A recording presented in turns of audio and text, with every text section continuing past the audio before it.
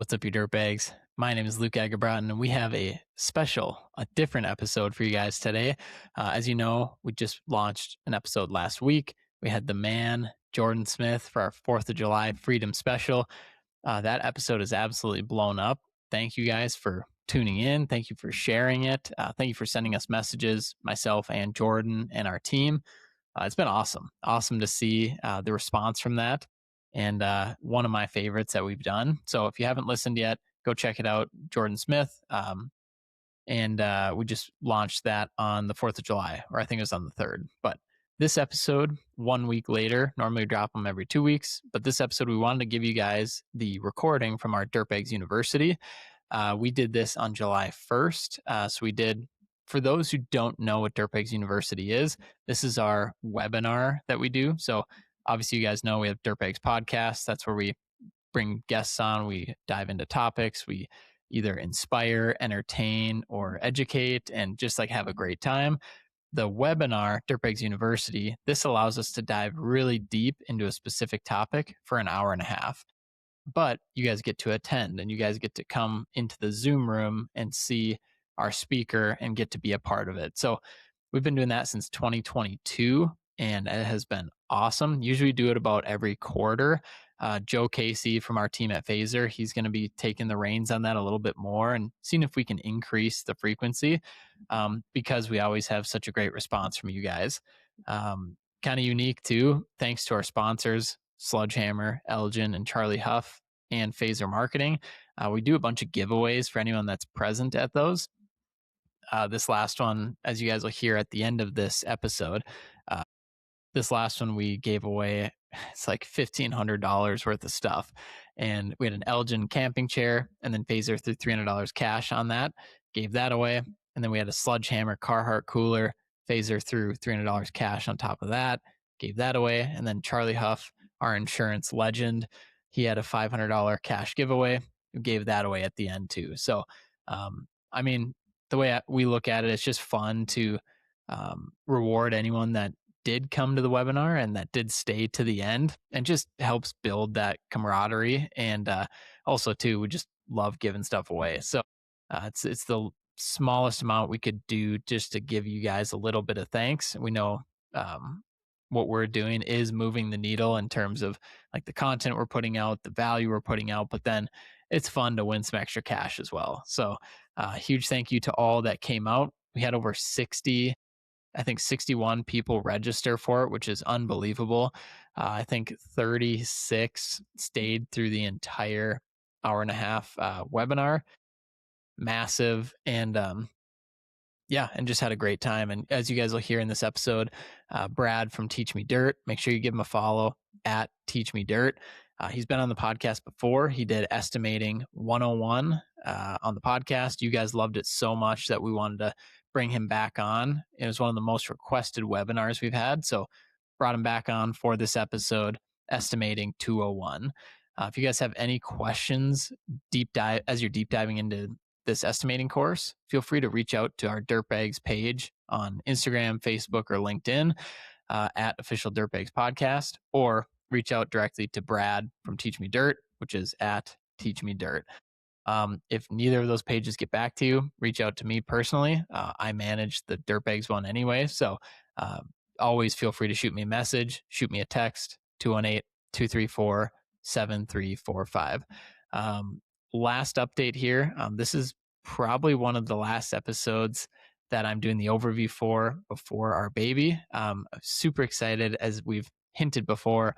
We do have a special host coming in as I'm out on a paternity leave and just taking some time away to be with Liv and the baby.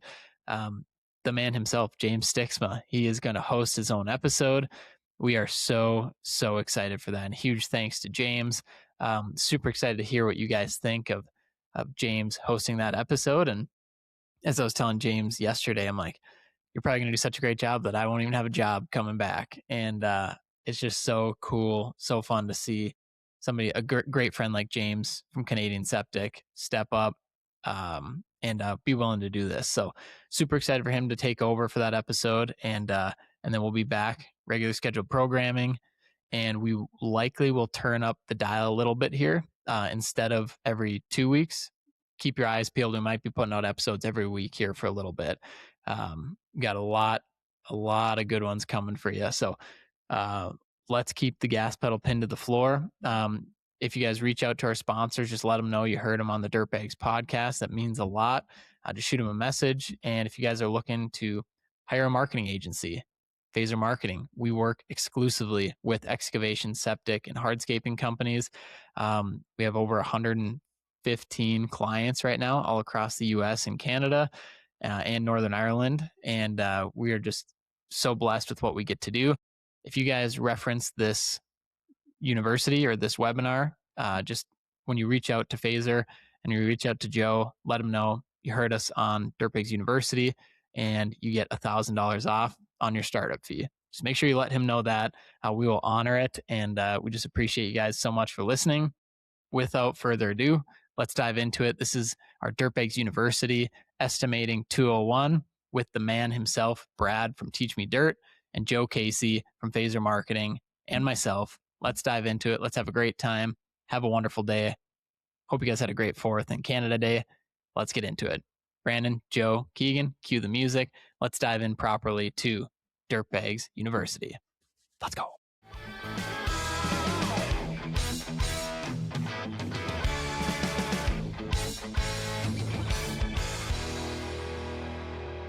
All right. What's up, you dirtbags? My name is Luke Egebraten, and we are here live at our Dirtbags University webinar.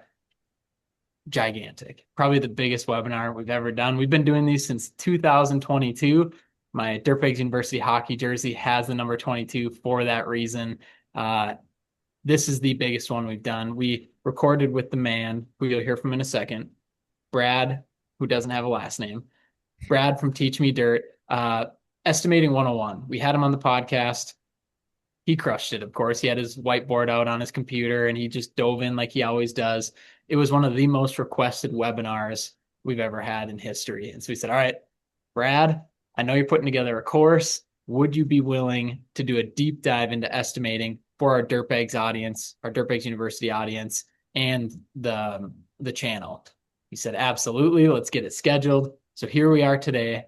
It is July 1st. It is Canada Day. Shout out to our Canadians that are here. Shout out to our Americans as we celebrate the 4th of July, 250 years this weekend, and Dirtbags University tonight. I mean, it is probably the perfect night for it.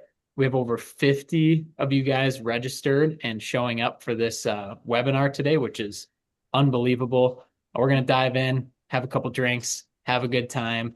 And for anyone that is on this webinar right now, if you stay at the end, we'll only go an hour and a half. If you stay till the end, we have 3 giant giveaways. The most we've given away from Elgin, Sledgehammer, and our guy, Charlie Huff. And then Phaser did throw a little extra cash in there too. So super excited. We got the wheel spinner ready to go. If you guys have been on one of these, you know how that works. We'll do that at the end. But I am super excited to welcome in the man, Joe Casey, Business Development Manager at Phaser Marketing. Joe, how are we doing? Welcome to another one of your Dirtbags Universities. Oh, I'm just so excited to be back. Making the role a little bit bigger each time we come out here. I'll be taking over your spot next time. Yeah, that's true. So that's actually a great point, because the next Dirtbags University, do you have any plans for it? Because I might be on dad mode at that time. Well, the plan is what the people want. This has been the most requested webinar that we've had, but I definitely want to hear what people are interested in, what they want to learn more about.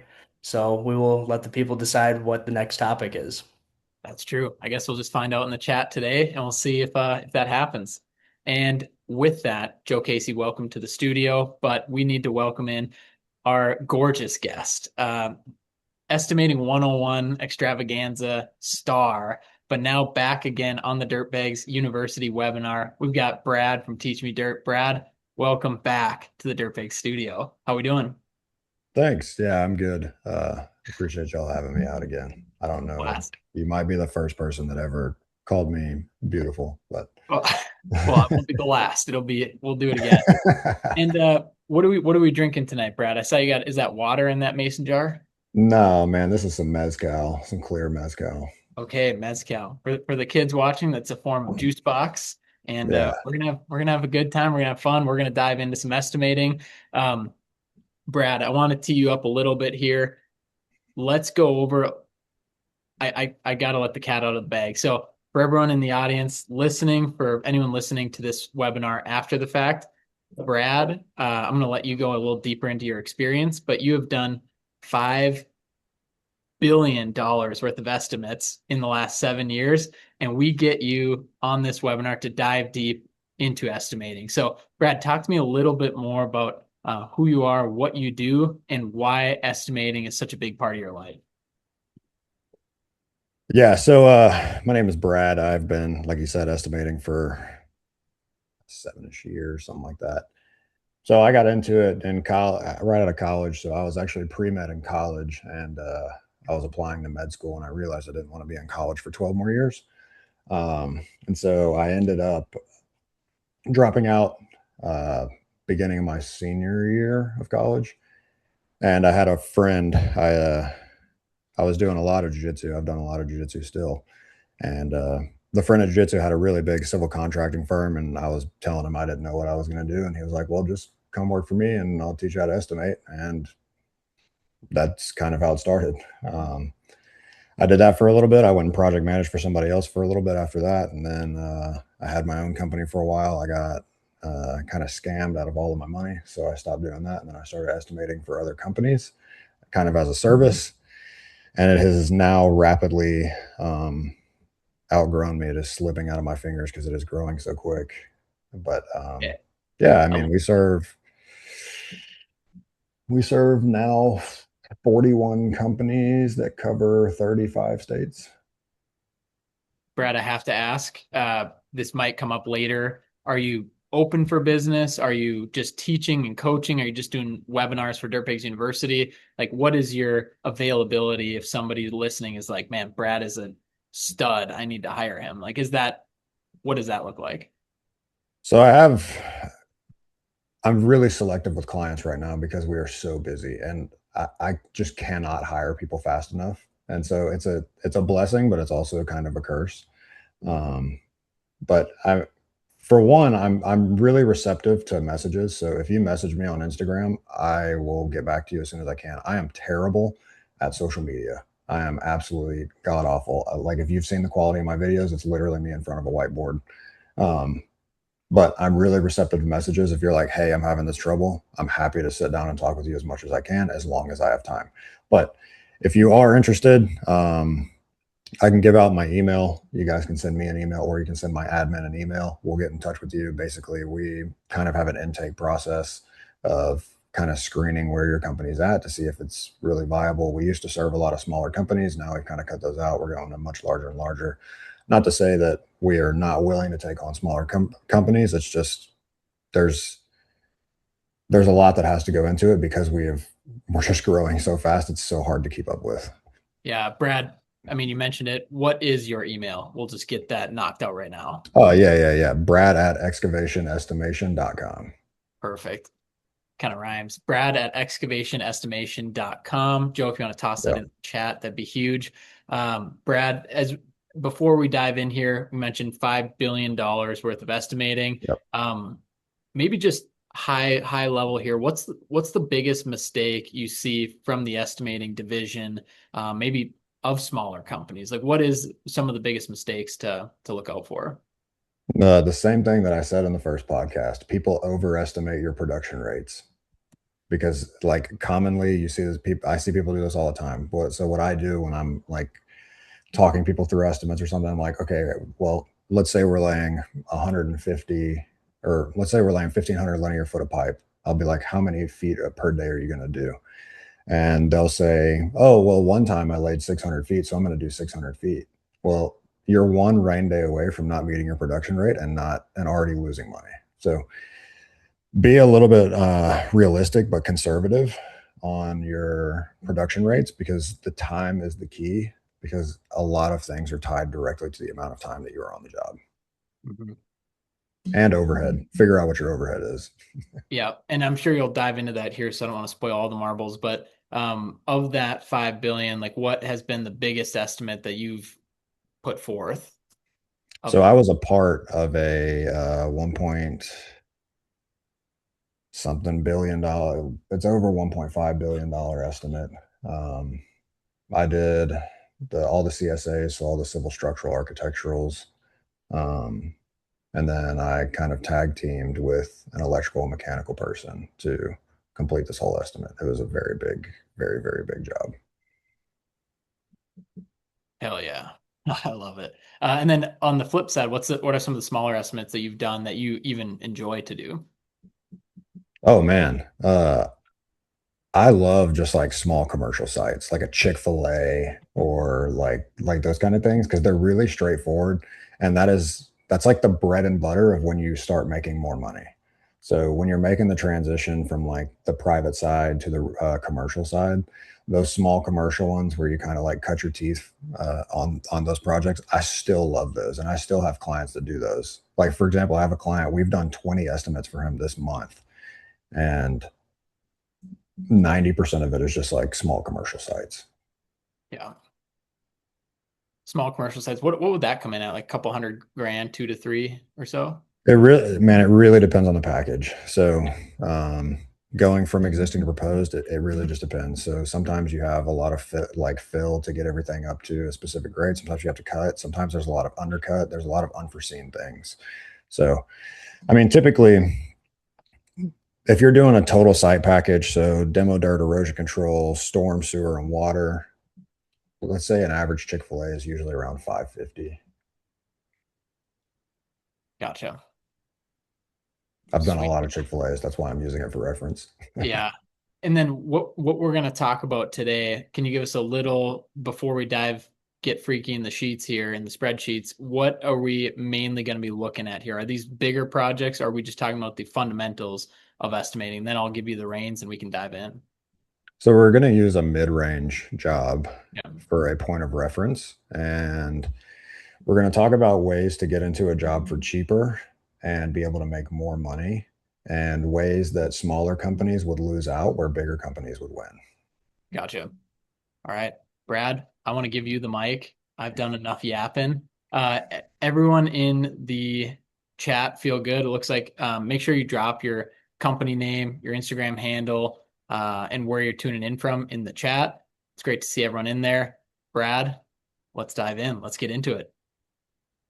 All right. First, I want to say thanks again to Phaser and Luke. I was telling my wife actually when we were talking about me doing this yesterday that Luke has an uncanny ability to make everybody feel welcome and seen.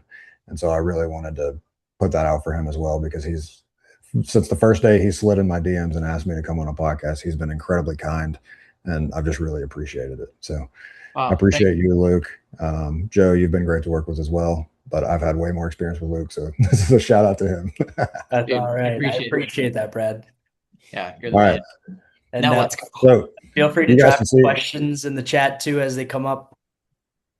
So you guys can see this recap right here? No. Am I sharing screen? Ooh, that's probably important. There we go.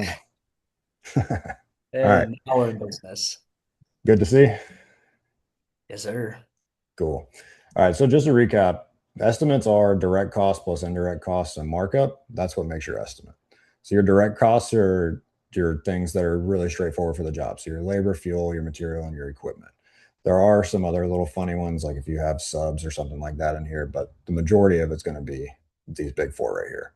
Your indirect costs are going to be things like your overhead, insurance, and bonds. That's your main three. Sometimes when you get into the very big jobs, you have general conditions and general requirements. So general conditions are roles that are required to do the job that are atypical to your typical company structure. So if per my contract, I have to have my own geotechnical engineer consultant, I would hire my own geotechnical engineer consultant. That would be a general condition.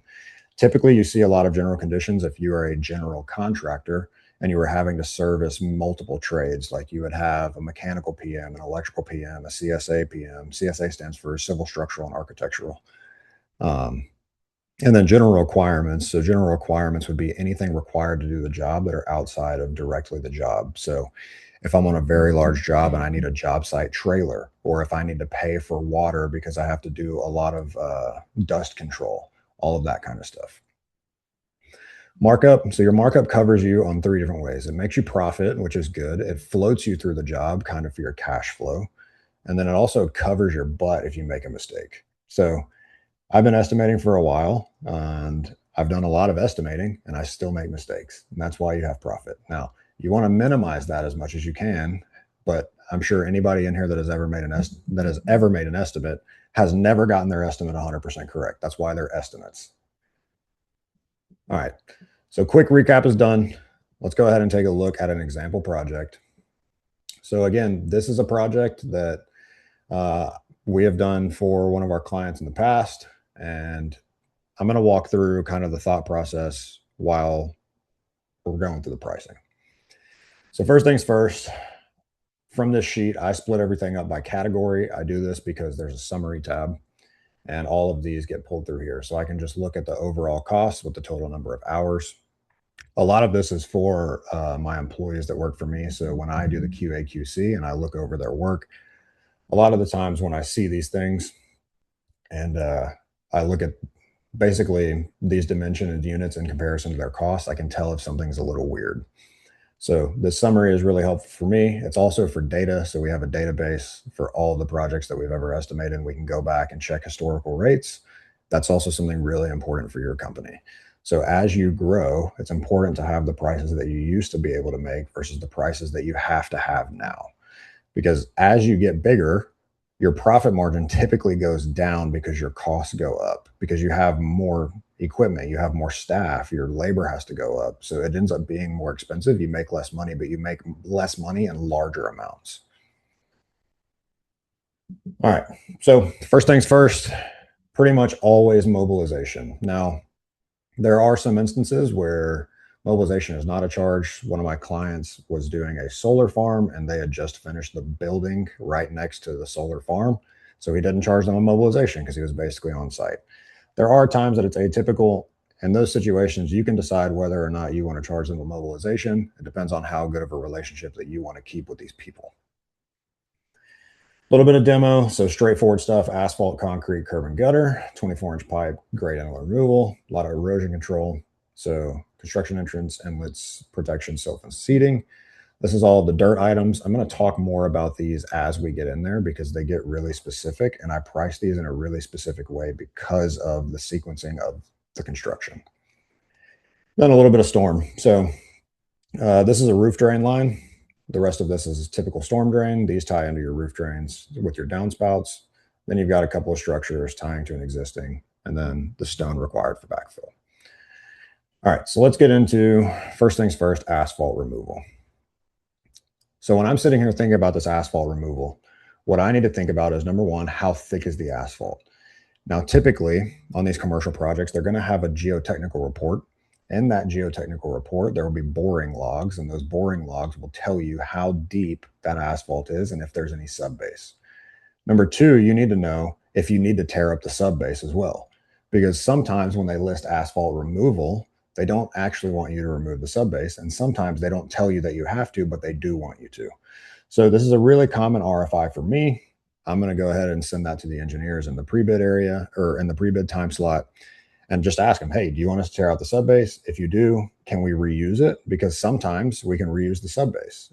So if there's stone underneath that subbase and we're going to have to put stone underneath the new asphalt, if I can reuse it, that can save the owner money, and it can make it to where I have a little bit of a leverage above someone else, because those are the questions that I don't submit as an RFI. I would just call the engineer because he's going to give me the answer and not other people. So there's a little bit of strategy to it too, of how you deal with the people. So for the sake of the example, we're just going to say that this is 4 inches of asphalt. We're not going to remove the subbase. So the subbase is going to stay in place, and we're going to remove 30,665 square feet of asphalt. So what do I need on the job for machines? I'm going to go back and I'm going to look at the job holistically. So I have pipe on the job. I'm going to need an excavator. I'm going to have to backfill that. Now, depending on the size of the pipe, and depending on how much dirt has to be moved on site, is going to depend on what size dozer and whether I'm going to use a skid steer or a backhoe, anything like that. This is a smaller dirt job. I can see we're moving 2,500 cubic yards on site. So typically that's a really small job. We're going to use a smaller dozer, probably a 550K. For this template is built for one of my clients. They have a 550K. We're going to use the 550K. So I know that a dozer is going to be there. I know that an excavator is going to be there. Judging by the size of the dirt and the size of the pipe, so 24 and it's HDPE, that's not super heavy. I don't need a massive excavator. So I don't need anything like a Link-Belt 300, which is 80,000 pounds. I can get away with something smaller, let's say a Cat 313, which weighs about 30,000 pounds.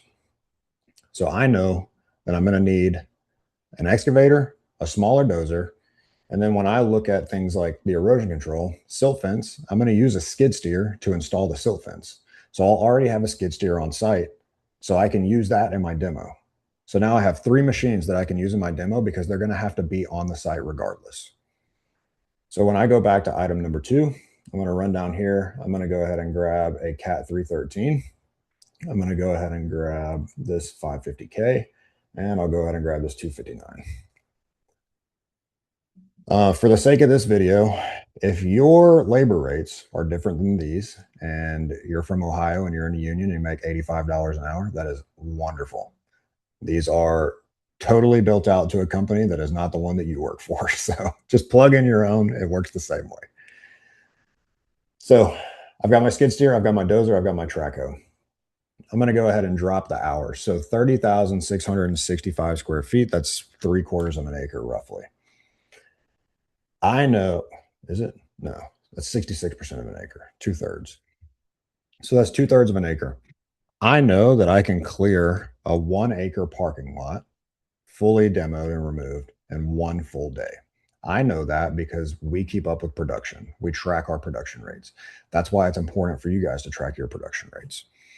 So now I know that in 66% of 1 day, which we're going to run 10-hour days typically, that's 6.6 hours. Now, for me, because it's a smaller amount, I am going to account for 7 hours just because I'm rounding up. It's going to give me a little bit of float. I've got those 0.4 hours in case I make a mistake or if it gets super wet and I have to rain out a day, something like that.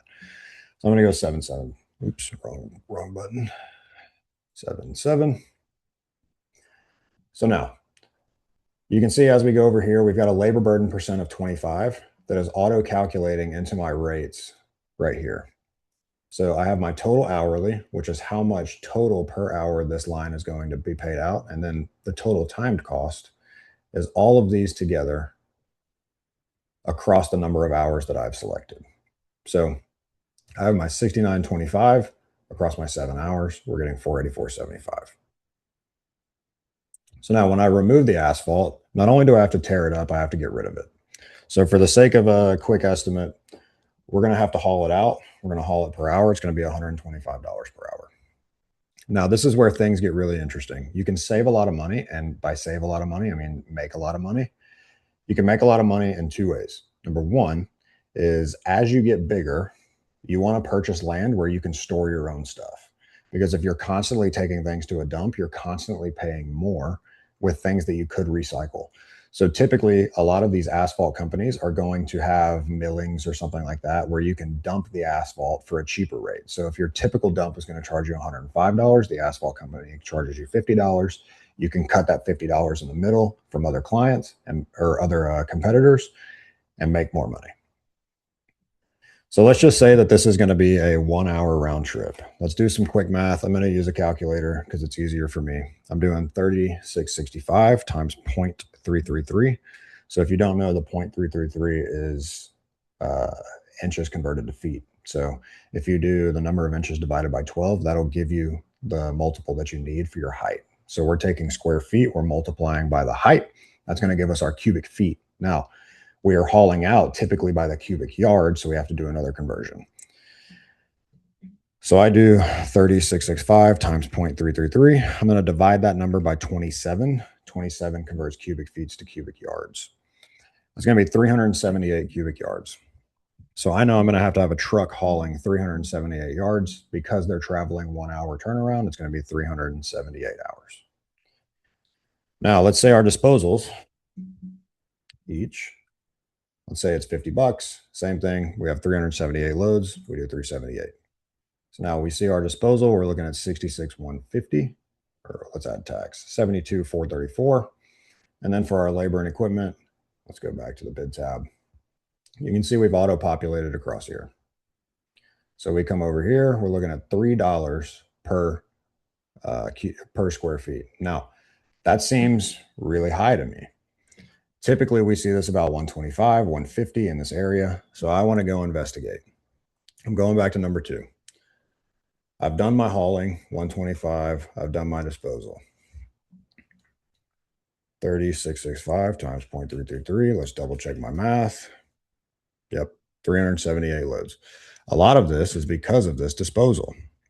If I have my own land, I can go stockpile it there.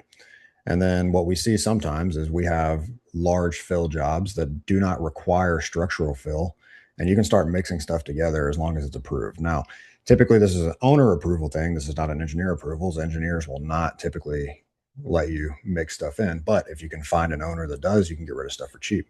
Or like we're saying, you can go to asphalt companies and do that way. Now, when I look at this, I know when I pay my truck guys, they pay their own taxes. So I can go ahead and remove my taxes out of this.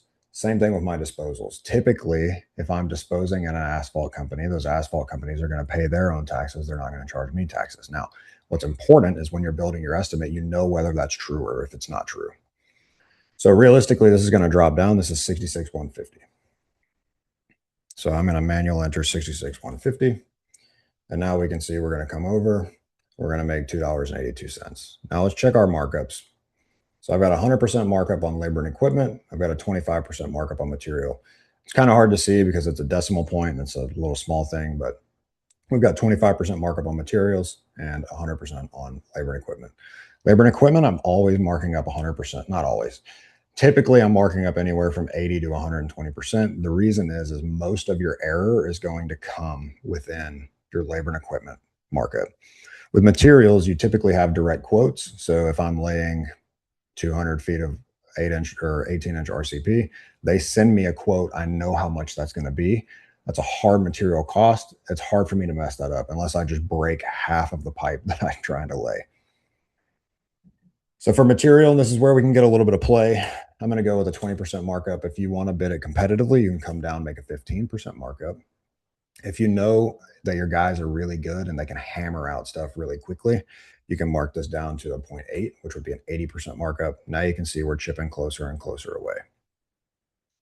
So we're getting down to that 259. Concrete removal, this is going to run basically the exact same. I'm going to run it pretty quick. So I'm going to take the exact same crew. I'm going to copy and paste it in here. This is probably going to take me 2 hours. Now what we need to do, which I should have done, is we're not going to be hauling 15 yards of asphalt at a time. So a typical triaxle is going to carry about 15 yards. Sometimes they go up to 16, 17, but a typical one's going to be about 15. With this asphalt, you're typically going to be hauling about maybe 10. So we're actually going to have to go up. So I do my cubic yards. This is my 378 cubic yard. That's why I have it. I'm talking and I'm not thinking about it. This is 378 cubic yards, not loads, and we're pricing it by the load. So I go 3665 times 0.333, divide that by 27. That's 378 cubic yards. I'm typically going to haul out, let's just say 9 cubic yards. So that would be 42. Now, same thing, we're going to go to our 42 disposal. Sorry about that.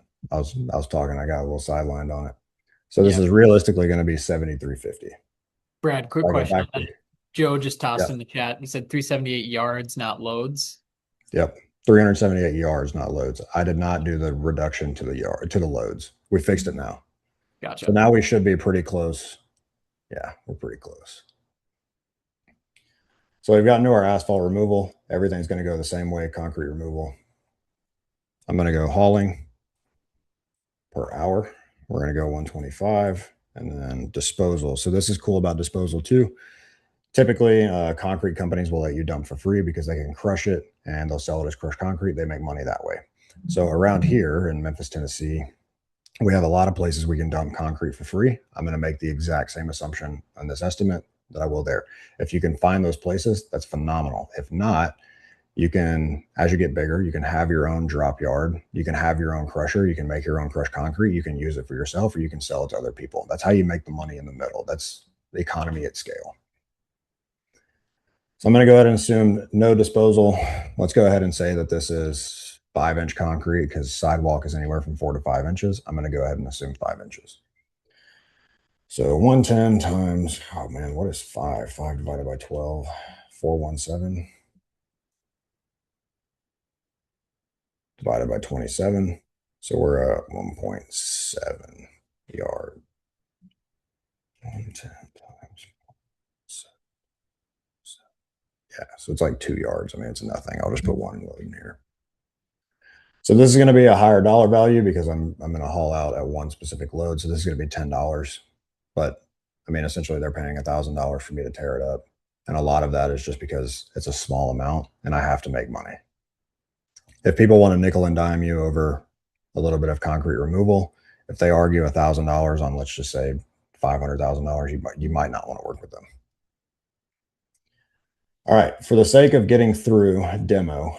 So demo is really straightforward. Tear it up, put it in a truck, haul it away. I'm going to jump into erosion control.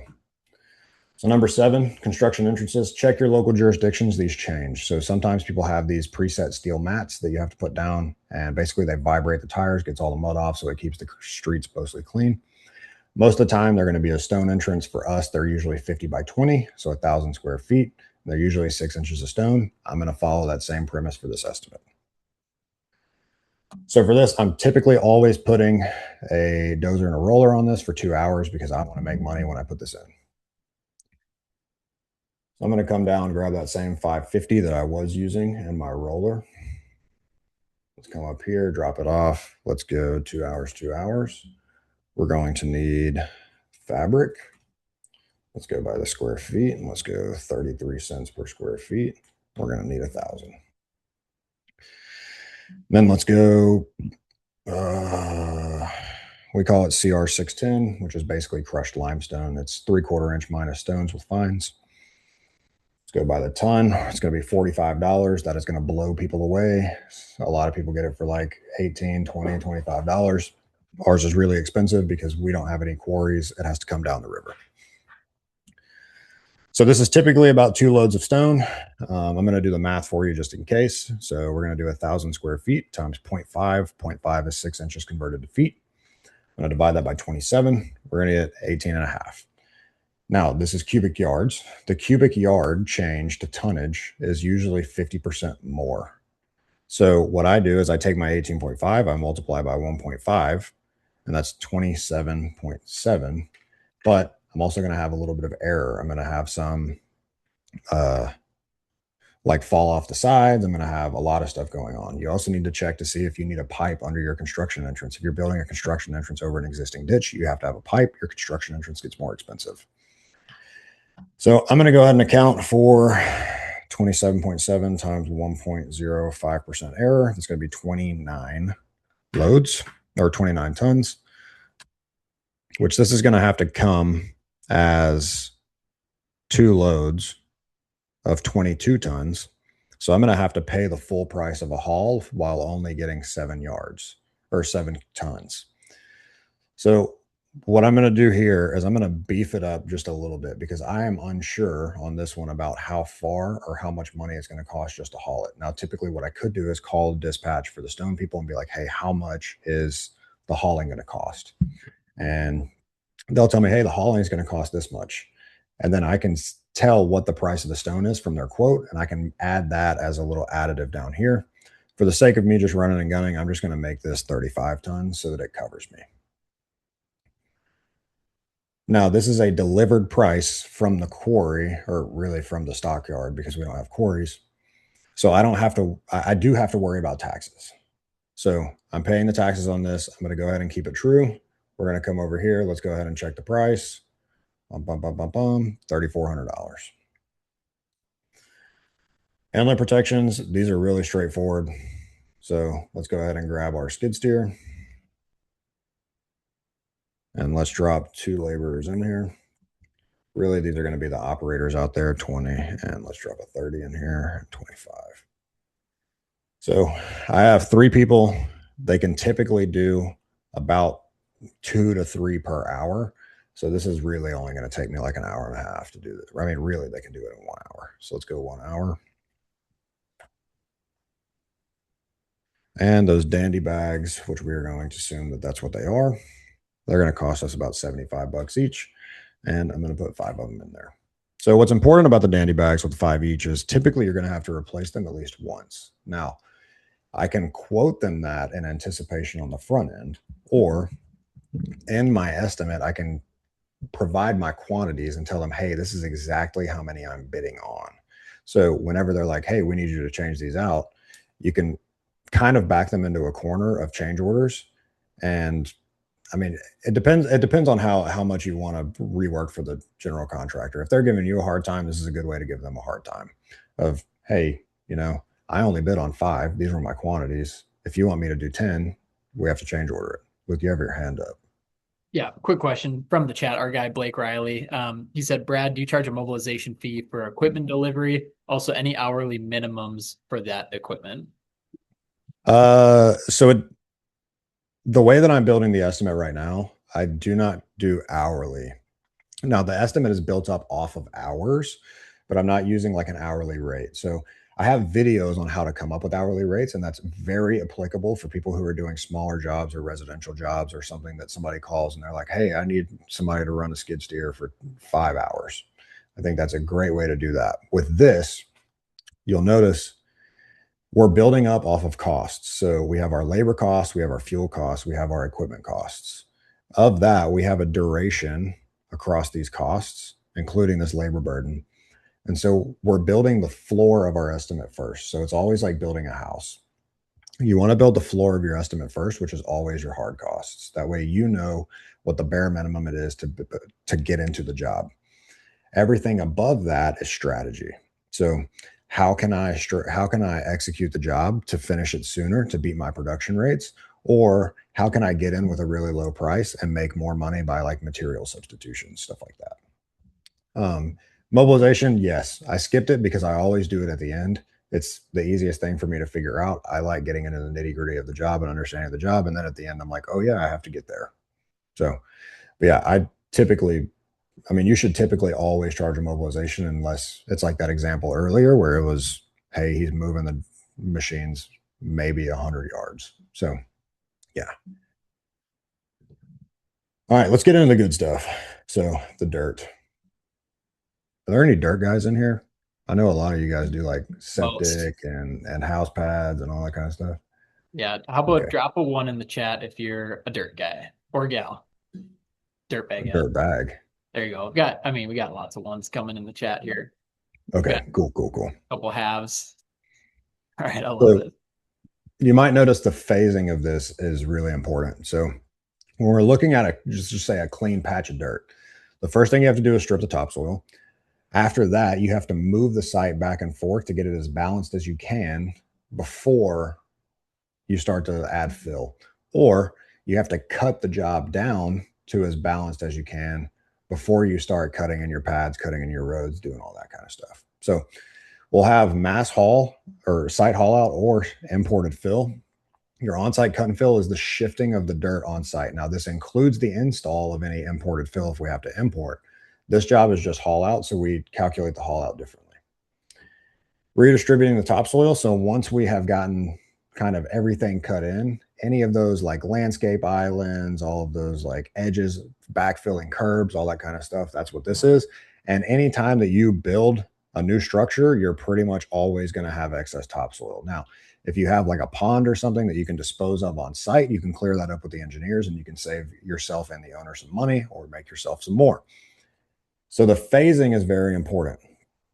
So we're going to strip the site, we're going to move the dirt, we're going to haul out the excess, we're going to redistribute the topsoil, and then we're going to haul out the rest of the topsoil. After that, we're going to come in and we're going to lay all the paving stone base so that all the paving contractor has to do is do their their 1/4 inch fine grading and then lay their asphalt. It's an easy item for you as the dirt contractor to get a little bit more money, and it saves the asphalt contractor a lot of times. So what I encourage a lot of my clients to do is find a consistent asphalt contractor that is bidding on kind of the same level of jobs that you're bidding on, and recommend each other when you're bidding jobs, or partner up. Because typically a general contractor or an owner wants to work with as little people as possible. He doesn't want to have one guy doing the sewer, one guy doing the water, one guy doing the storm, one guy doing the dirt. He wants one guy to do all the dirt, all the pipe, all the erosion control. And if you're just partnering up with somebody and you can have an asphalt number and you can make 10, 15% on it, do that. Because typically they don't want to deal with 10 people. It's such a headache, and it's usually not worth the money. So let's go to our strip and stockpile, item number 11. So as I said before, we're going to have a little dozer, we're going to have a track hoe, a little small track hoe, and then a skid steer. Now, if you're running a 4-man crew, you can also drop a laborer on here. He can run a laser or something like that, whatever you got to do. So skid dozer, go ahead and grab our 313. Now, strip and stockpile, this is basically all labor and equipment.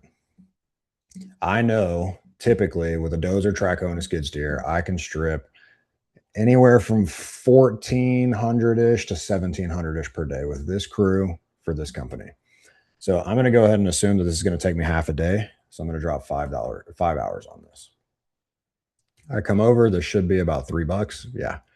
So this is where knowing numbers helps. So I know that stripping typically for these sites gets paid for roughly $4.50 to $5-ish. My costs end up and my markups end up making me at $3.32. I can always increase my markup. I can always make more money, but you have to know those things to be able to do that. Joe, I see your hand up. Go ahead. Yeah, we got a question in the chat from Max. He said, with multiple crews, what is the best way to track equipment costs, job costs, so that I can accurately build the floor? With multiple crews, are you talking about tracking for the sake of estimating or tracking for the sake of job management? Yeah, what do you think there, Max? Which were you looking for? Estimating, for estimating. Yeah. So I had an app built out that plugs into all of my clients' websites. So their foremen go in at the end of every day and they log what people were on the site, what equipment was being used, what materials were used, all that kind of stuff. And so their foreman's entire role for the last hour that they're on the site is to fill that out as accurately as possible. And so what that does is it lets you split up responsibility to where the foremen are the ones that are responsible for tracking the labor, versus if you try to have everybody remember to log their hours, a lot of times they're going to miss, or people are going to fake hours on you. If you have one sole source of responsibility, it makes it a little bit easier. And then with that, you have multiple crews that are reporting to basically like a pyramid up. So from that, you can control the entire crews from 4 or 5 people versus having to control 16, 17 people.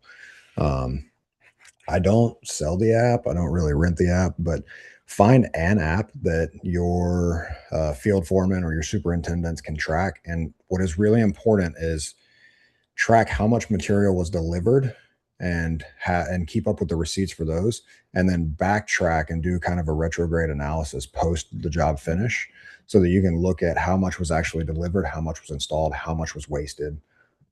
Same thing with the hours.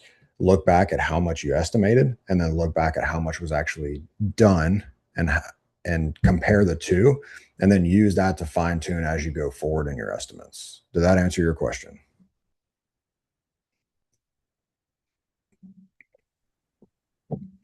Yeah. There's a lot of apps that do that. Busy. I don't know anything about it, but I have seen some people use it.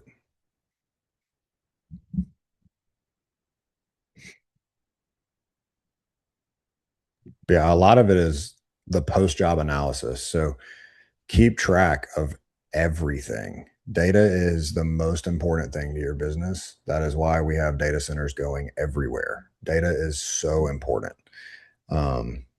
Whether it's actual papers, whether it's emails. I mean, at this point, you can get APIs that will run through emails that will pull it straight into the job names. That's what we do.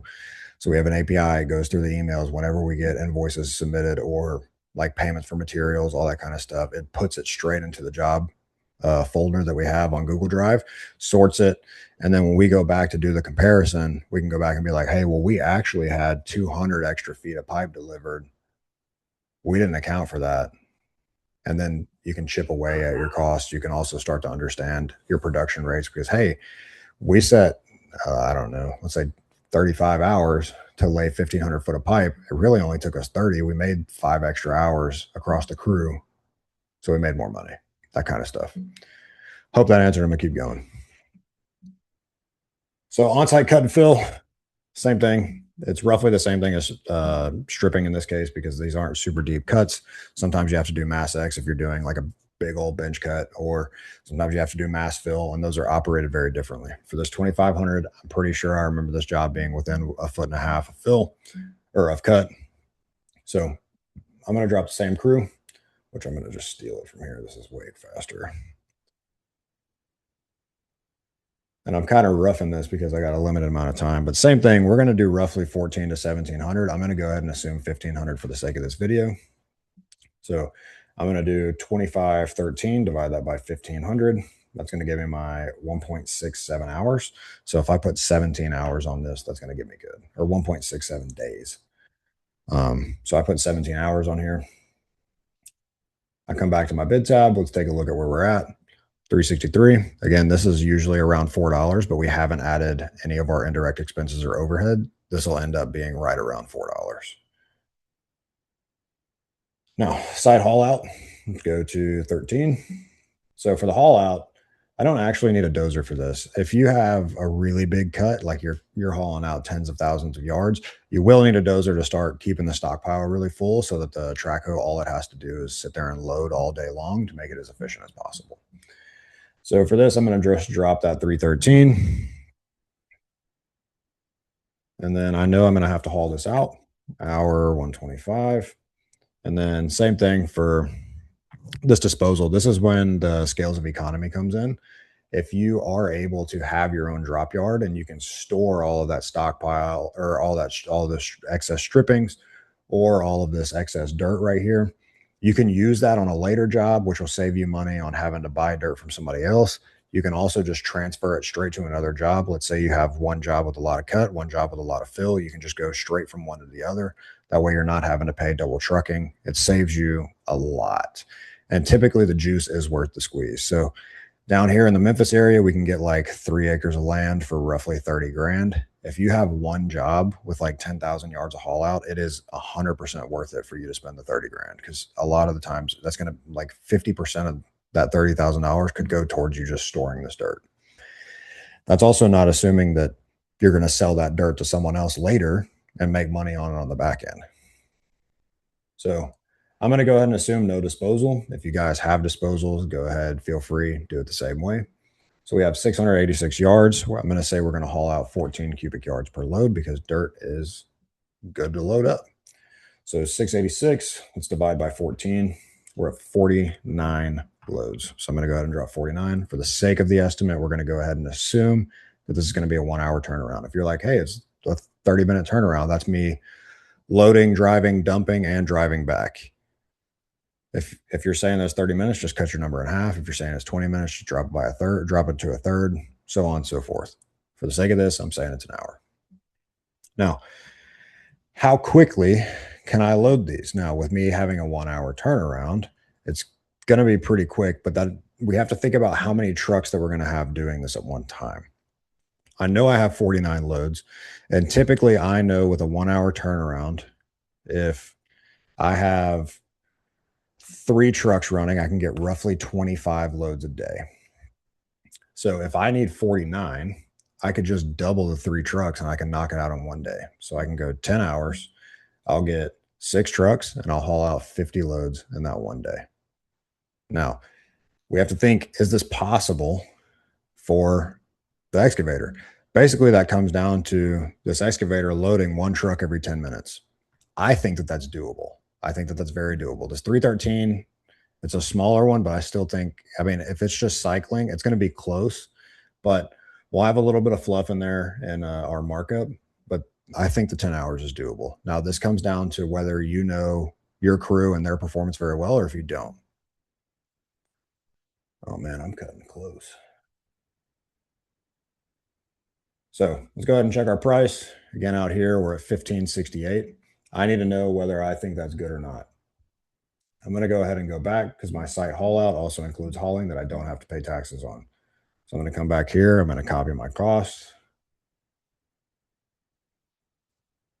Now I come over, we should be around 1458. Now, is that enough money for me? On this, if I know that I'm going to resell this dirt. So typically what I tell people to strategize on is be friends with other contractors. Find a contractor that needs 700 yards of fill and tell them, hey, I've got 600. If you buy this, I'll sell it to you for $100 a load. That's cheaper than them paying someone to haul it and buying the dirt. So for you, it makes you money. For them, it saves them money, which is how you make more money. So I'm going to go ahead and drop this down. Let's do just 20%. So now I'm going to be hauling out for 1367 before my indirect expenses and my overhead. Same thing with labor and equipment. I like that 100% markup range. It gives me a lot of float and it carries me really well without blowing stuff out of the water. Let's fly through the redistribute. It's really straightforward. We're just putting 2 machines out there. It's not going to take us a long time. Honestly, I would be surprised if this took me 4 hours, but I'm going to put 4 in here. Let's check our price. $9 a yard. Really high. Typically, we see that about 5, but for the sake of keeping going, we're going to keep it. All right, excess topsoil haul out. This is going to function the exact same as your site haul out. Now, you could combine these 2 numbers and say you're hauling out basically 1,300 yards, but I like splitting them up because I like knowing which piece of material is going where. Because if somebody just wants to buy topsoil, I can include that in just the topsoil. If somebody just wants to buy fill dirt, I can include that with just the fill dirt section. So excess topsoil is going to work out the exact same way. I'm going to drop my 313 down here. This is going to be 602, divide that by 14. That's 43. So this is going to work the exact same. Hauling per hour, 125. Let's go 43. And I'm going to go ahead and say I'm going to drop a 10-hour day on there as well.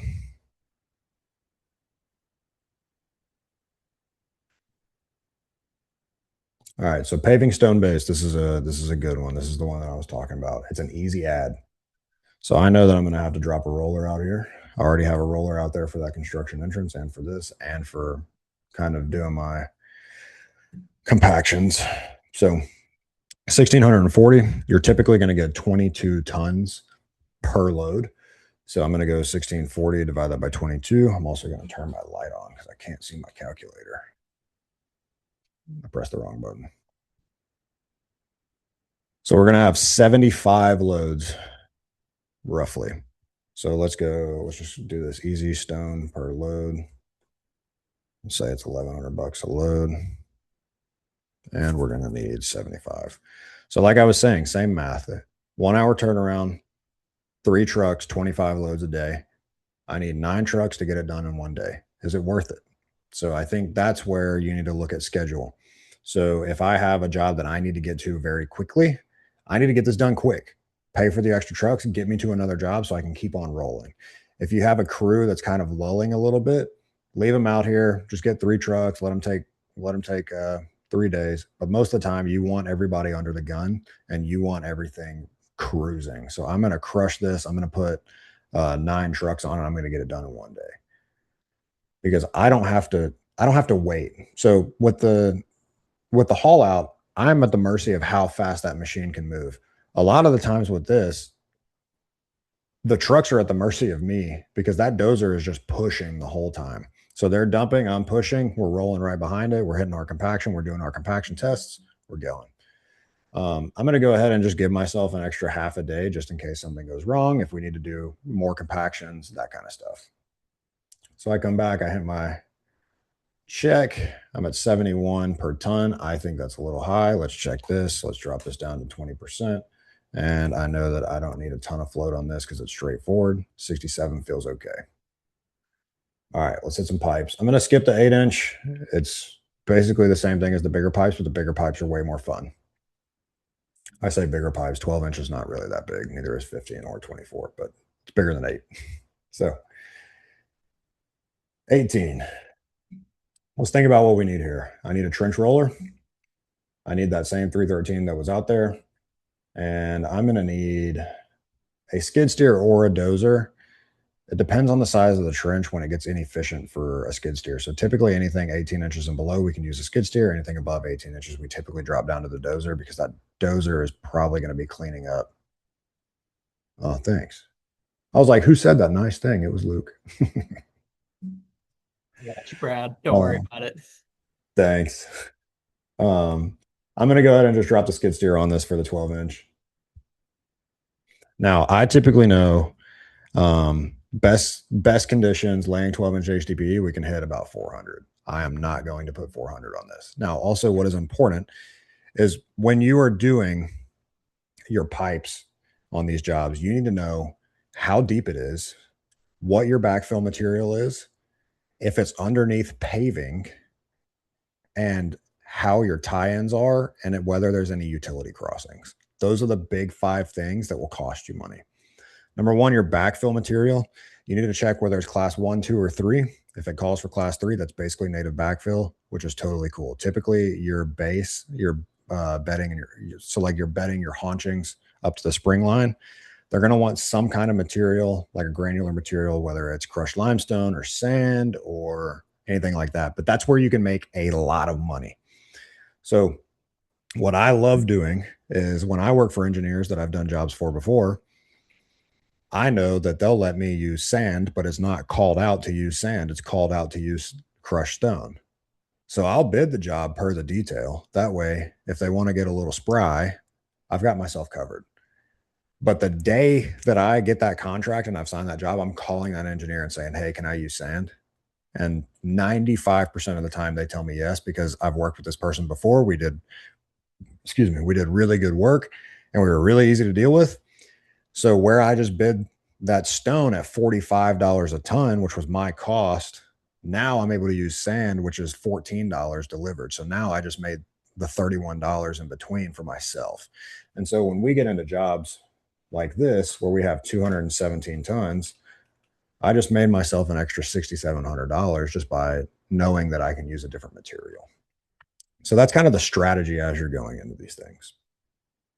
So going back to 18, I'm going to close this up as quick as I can.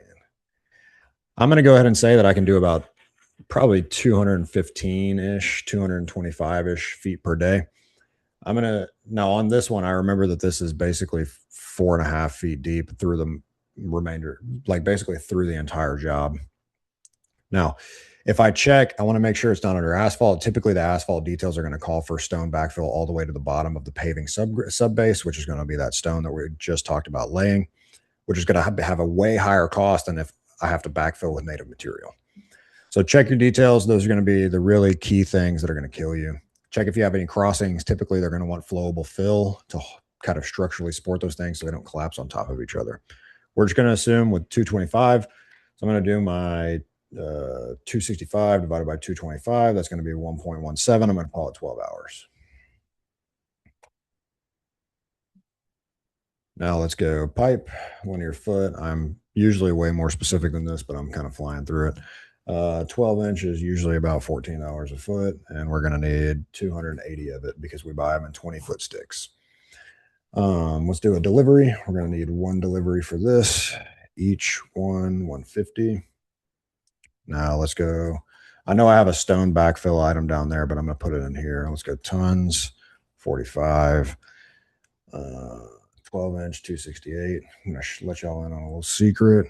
268, 1, 2.5. Let's say we have to backfill this a foot over the top of the pipe. So 2, 6-inch base, 10% compaction, 94 tons. And let's say we got to fabric wrap the joints. Let's just throw a little plug number in here. Let's go $200. Now let's take a look at what we got.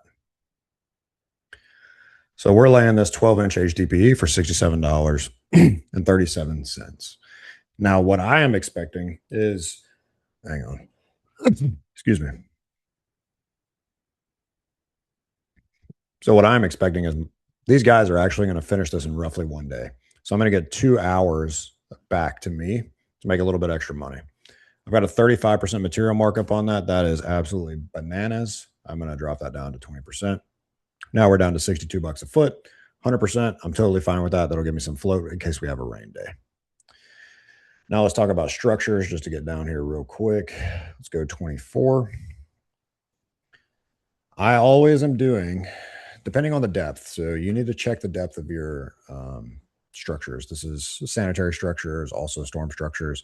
The deeper that they go, the more expensive that they get because you have to buy more risers and it takes you way longer. Now, if you have, let's say, a 25-foot deep manhole, you have to get a really big spread to get down there and be able to spread it. With this, it's a little bit easier. This one's like 4, maybe 6 feet deep. But just know as things get deeper, things get exponentially more expensive. So past 10 feet, things can get really, really, really expensive. Just know that as you go down, the price goes way up. So let's go ahead and say we got a curb box each. Is that what these are? Curb inlets? Yeah, each. And the boxes are typically going to cost me about $2,000. I'm going to need 5 of them. Now, with it being a curb inlet, I need that hood frame and grate, or the hood and frame. Yeah, hood and frame each. These are typically going to cost me $650. I'm going to need 5 of them. Now, for these curb inlets, I typically at about 4 feet, I'm going to go for about an hour and a half. I'm going to need that half hour each because I'm going to have to unload them, and then I'm going to need that extra hour to actually dig the hole, set the stone, put the box in, put the frame and hood on it, all that kind of stuff. So I'm going to need you. I'm going to go ahead and drop a trench roller in there. I like doing that because when we lay the stone underneath the inlets, I like kind of just like getting it in there. You can use one of those whacker packers too. I don't keep that within the costs here because I can just drop a trench roller price in there. And if I end up using a whacker, it ends up being okay. Not really going to need anything else. I'll need a laborer in there to actually guide me. So labor, $20. So 1.5, that would be 7.5, 7.5, 7. Let's put stone, ton, 150. And let's say we don't need a fabric base. We don't need any risers because this is going to come as one solid box. All right, we'll call that good just to keep going. Let's go ahead and open our bid tab. So I want these to be roughly, $4,500 each. We're really close. Looks good to me. 0.3, so 30% markup. I'm going to leave that. If you're like, man, I want to get competitive, again, we can go down to 2 like we've been doing. Now we're at 4,000. All right, wrapping things up. We can do a junction box, or we can do a tie to existing inlet. This is an item that people miss a lot. So they're just looking at all of the proposed structures and they forget that whenever you tie into an inlet, you actually have to drill through it. You have to put the pipe in it. You have to grout mortar around it. If you have to pour a new invert, you have to do a new invert with all that grout or whatever they're requiring. All that stuff costs money. So always remember, if you're tying into an existing inlet, it is always, always, always going to cost money. So always remember to add it. All right, I've hit my 8:30. I've hit an hour in. I want to do a check. Is there anything on these specifically that anybody wants to run through before we start kind of slowly phasing towards the end? Okay, so Brad, first of all, thank you for diving into this. I know we had a couple questions in the chat. If anyone wants to raise their hand or toss another question in the chat, I think this is now where we can use Brad's time to ask some questions before he kind of uses the next 15 minutes to wrap up this estimate here. So any main questions? And as you guys are putting those in there, Brad, I did toss a message in the chat for anyone to get early access to your intro to estimating course. And Joe is taking down those names and we'll make sure they all get access to that. Great. Thank you. It looks like we should be good to go. Last call here. Anyone have any specific questions before Brad continues to wind her down here? All right. Our guy, Joe Uran from Nordic. I'm actually wearing, check that out, Joe. Do that. I almost forgot, wearing the sweatshirt. Joe says, of the markets you serve, where are you seeing growth? What type of construction projects? Let's go. North and South Carolina has so much really expensive work going on. I mean, North and South Carolina is killing it right now. A lot of what they're doing is infrastructure upgrades. So a big thing, and this is something that uh, I think a lot of people should do. If you're like a septic person and you're used to running septics on like houses or anything like that, you can do the sewer on a lot of jobs. They're very easy. And if you can do sewer, you can do stormwater because they work pretty much the exact same. There's just way less testing for stormwater. So I like encouraging people to find the thing that you're good at and make it applicable to other things. So if you're a guy who's used to doing like house pads and grading out yards, commercial jobs are the exact same. You just have to be able to read a grade stick. I did not know how to read a grade stick when I started my construction company, but I hired people that knew how to read grade sticks.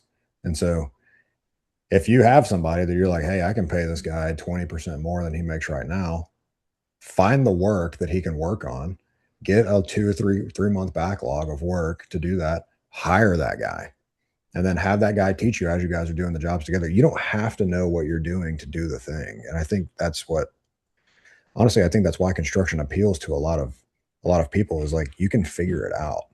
It's not like coding. Like I can't look at a sheet of code. I mean, I would just start crying. That would make me that'd be horrible.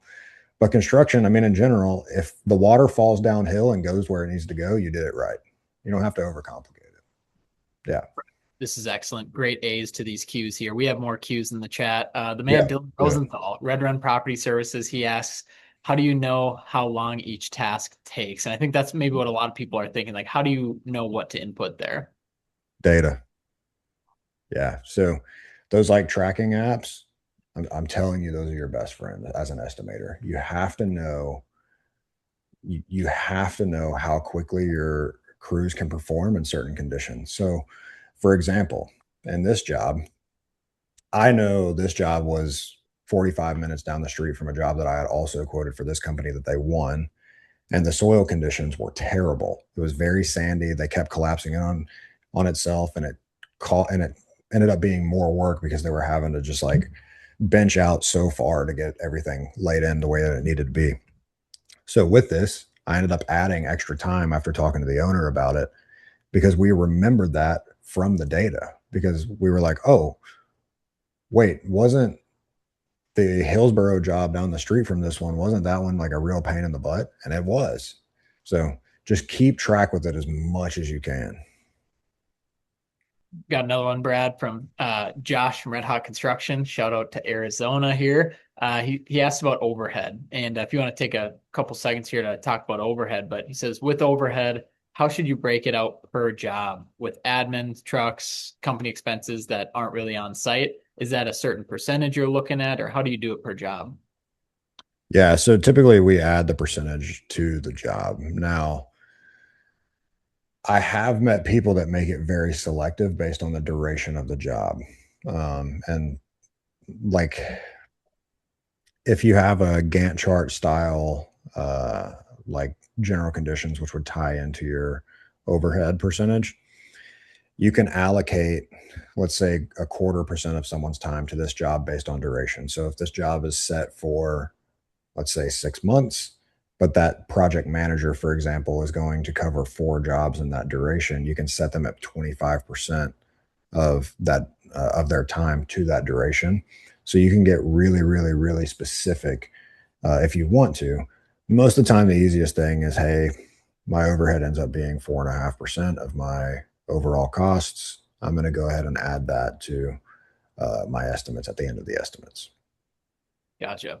Love it. Appreciate that, man. And then, yeah, those are the questions in the chat. If anyone has any additional questions as Brad kind of winds down the next 10 to 15 minutes here, feel free to toss them in. We'll make sure to get those answered. And as always, too, Joe, if you don't mind dropping Brad's email in there, you can always reach out to Brad at Teach Me Dirt, or you can shoot Brad an email at it's Brad at X. What is it again? Excavation estimation.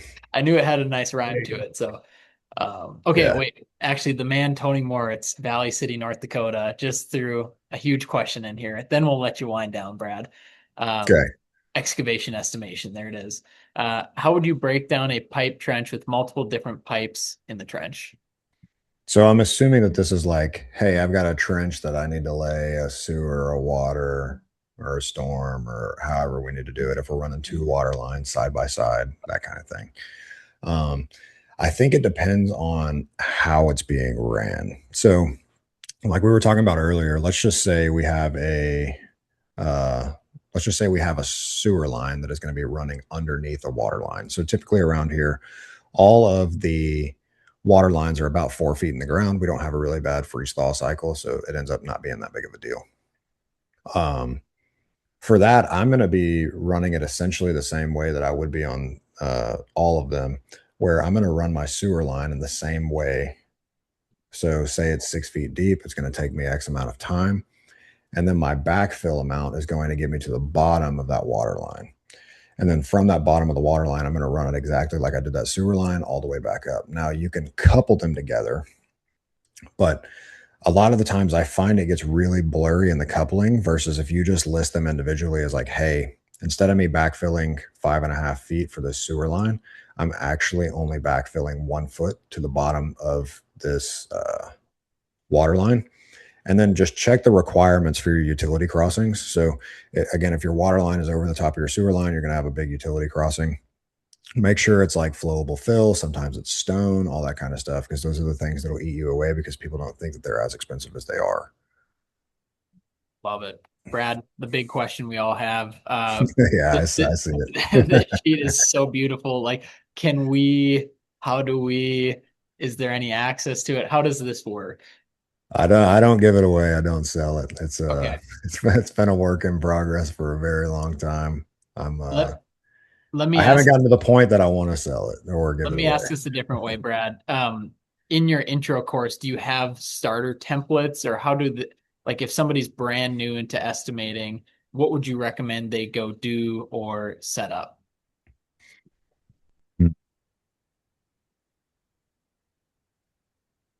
I s- I started on some estimating softwares. Now, the one that I started on is remarkably expensive, and I do not recommend it for people even that have a lot of money. Um, but the best thing for estimating is just find the thing that makes the most sense to you that you can work with consistently. So you don't have to use the most expensive dirt takeoff software. You don't have to use this $5,000 a year software for estimating.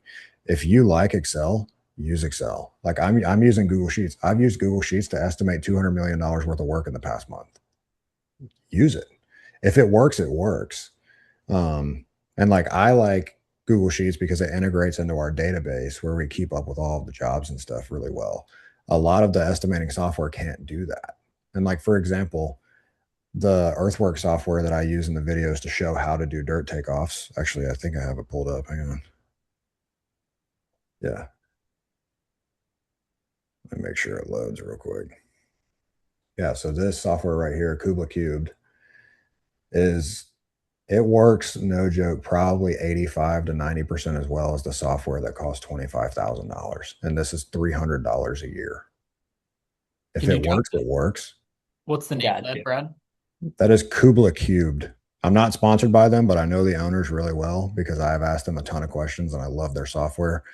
The best thing about them is their customer support is phenomenal. There are times that I've had problems that I have just emailed one of the support guys and they'll get on a call with me for 3 hours and figure it out together. They're phenomenal. I love that company.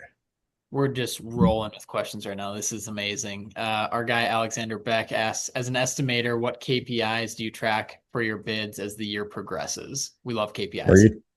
you talking about KPIs for myself, or are you talking about the KPIs for the people performing the actual work? Because if it's for myself, we typically track like win rate, like accuracy within the bid, profit margins. A lot of it is tied to like the time that we can get turnarounds for the bids. So sometimes we get sent to bid and there's 3 days to bid the job. Can we get it turned around? Can we get it turned around accurately? And when that does happen, how consistent are we with our numbers? Alex, if you have any clarity there, if that helped answer your question, just toss that in the chat. For now, we'll jump to Colin Morris. He asks, when is the estimating course going to launch? So I'm using this as also kind of an apology. When I was on the podcast, I said I was going to have it done by March or April, but I'm not exaggerating. In the past, I don't even know, a couple months, 4 months, my business for estimating has like 15x'd, and it has been really hard to keep up with. And I'm so appreciative of it. But the new one, which is going to have to be a little bit condensed. It's going to be a little bit less robust than I wanted it to be, but it's still going to be an incredibly helpful course, I think. Now, you guys will be the judge of that, but I'm about 90% done with it. I want to tell you that it's going to be done by second week of July, but also we're estimating about 50 jobs a month right now. So Hey, don't that's worry. We just recorded this. We're putting this out on the podcast, so we will hold you to the second week of July. Glad you put a that's date. fine. That's fine. I'm very easy to bully, so Yeah. And then, Brad, just so I'm clear too, I know we got a list of people that are interested in that intro to estimating course. How does that work? Are they getting access to it? Do they pay, or how does that part work? No, the intro one's totally free. So what I want it to be is something like this, but way more complete. So there's going to be me going through, looking at the plan, doing the takeoff, things that I'm thinking about during the takeoff, which are going to influence how I'm going to estimate later, and then building out the sheet with everything that I need. So that includes coming in here, doing our indirect expenses, our overhead, our general requirements, all of this kind of stuff. So, for example, this company does 17, basically $18 million a year, and how all of these will end up like that. So they have a 9.51% overhead, which is really high. They have a really high indirect expense ratio. So we're going through how to break down all of that stuff, how to go through everything from demo, erosion, dirt, storm. I mean, basically anything within this column. And then we're going to go into building a good proposal. So from this proposal, all of your exclusions and clarifications. So the proposal section is also just as important as your number, because I want to be as clear as possible to the person that I'm bidding this job to exactly the scope of work that I'm doing. I want there to be no ambiguity. I want there to be no gray area. I want them to know what I'm doing. And then at the end, we're going to go into how to get information from bids, whether we win or we lose. For example, if I'm doing a job that is basically all stormwater and I lose a job, let's say I bid 50,000 and the other person bid 40,000. Our hard material costs are going to be pretty much the same. Nobody's going to get a better HDPE pipe rate than anybody. Like that's that spectacular. Somebody might buy it for $13.70 and somebody might buy it for $13.90, but that's not going to give a $10,000 difference. So from that, I can infer either they have a better production rate than me, or they're going to make less money. And then it's easy to track if I drive past the job and I'm like, okay, well, in one day they only laid 150 feet of pipe. I would have laid 200.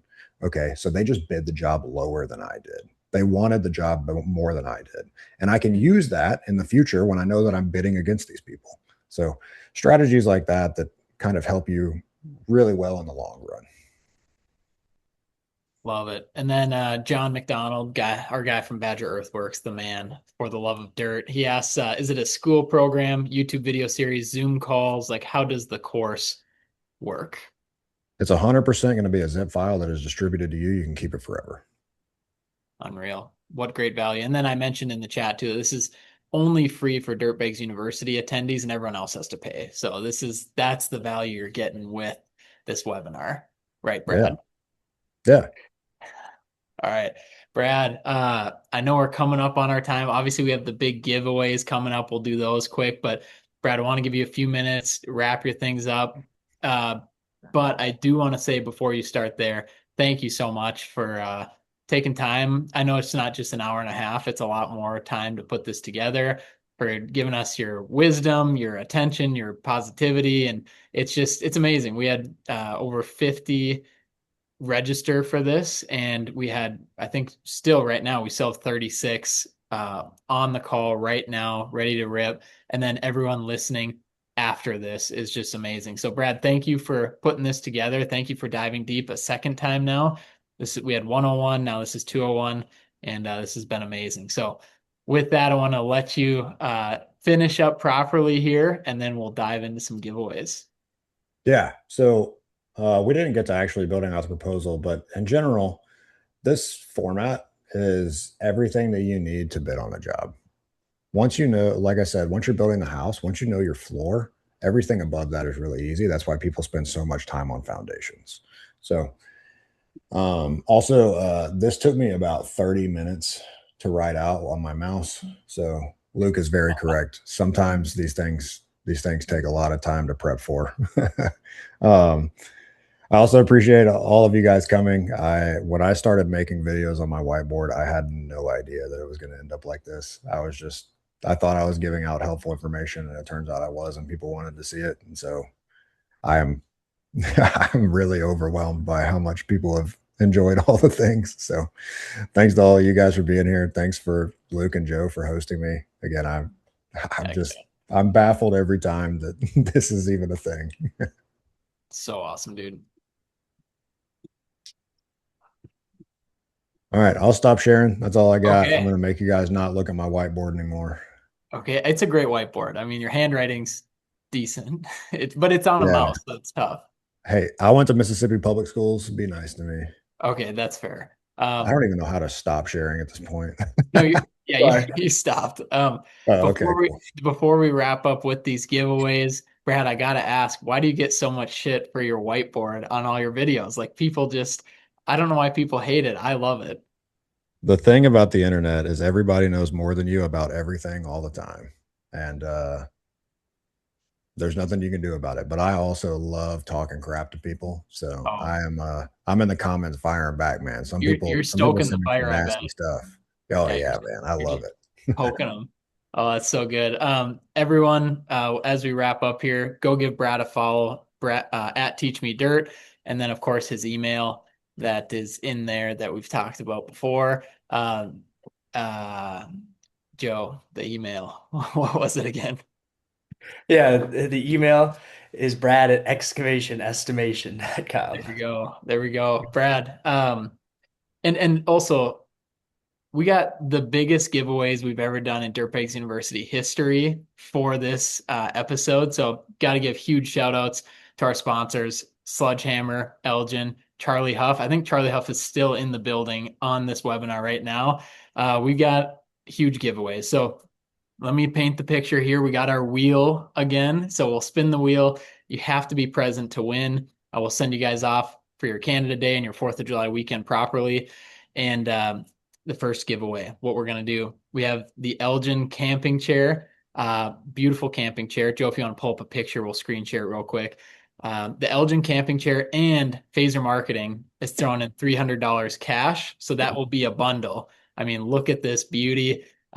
This is going to be the first giveaway. We're going to spin for that. Joe, should I just do that right now before I get too far ahead of myself? To spin for it? To spin for it, just do that now, and then we'll talk about the next one. Yeah, I think so. I think there's been a lot of anticipation and we can't keep the people waiting. Okay, and I know Joe's mom is on the call, so if she wins, he's taking it. But all right, let's spin it. And then to be clear, we have to hear from the winner on how they're going to spend the money and what they're going to do with the chair. So, Joe, if you can just let me know, can you see my screen properly? Oh, I see your screen all right. All right, spent a lot of time on this wheel here. So here we go. I got all the names in there. Must be present to win. Let's spin the wheel. Let's go, baby. Come on. This is for the Elgin chair. $300 cash from Elgin and Phaser Marketing. What do we got? Luke Agabrat. Where is he? Joey. Okay. Can we confirm? Joey, are you here? Joe, can you see him? Cannot see him. Let me see. Do we need to respin? Is he here to claim it? Does not look like he's here to claim it. Okay, we're going to spin again. Here we go. Too bad it wasn't Joe you ran. The late entry. Oh boy. Okay. Is Nick still here? Nick is still here. Big Okay. day for Nick. Nick, let's get you unmuted. You signed up about 20 minutes ago. This is great. Nick, how are we doing? What are you going to do with this Elgin chair and $300 cash? Shoot. I don't even know, to be honest. 4th of July weekend. I mean, We're going camping. It's we gonna be able to get it here then time? I'll get you the money for sure. I don't know about the chair, but We're we've got a big cookout, so I guess this is what we're buying all the steaks with. oh, there we go. Steaks with the $300. Huge shout out to Elgin and Phaser Marketing. They were great people over there, I heard. All right, Joe, let's touch on the next giveaway. We've got the Sledgehammer Carhartt cooler and then another $300 cash. We're just trying to lower our tax bill here. So another $300 cash, Sledgehammer cooler. Let's spin the wheel. Joe, I'm going to take the screen here, back to the wheel. We remove Nick's name. Here we go. Dane Cotton in there. I just realized I typically don't give my last name. But, is it Colin Morris or is it Dane? It's Colin Morris. It is Colin. Colin, are you still here? Can you unmute yourself? What are you going to do with the $300? And what are you going to fill the Carhartt cooler with? Thanks to Sledgehammer and Phaser. It's probably going to be my new work lunchbox. Hey, there we go. Anything with the money? You going to spend money on anything? I'm actually about to buy a bunch of work hats, so it'll probably pay for that.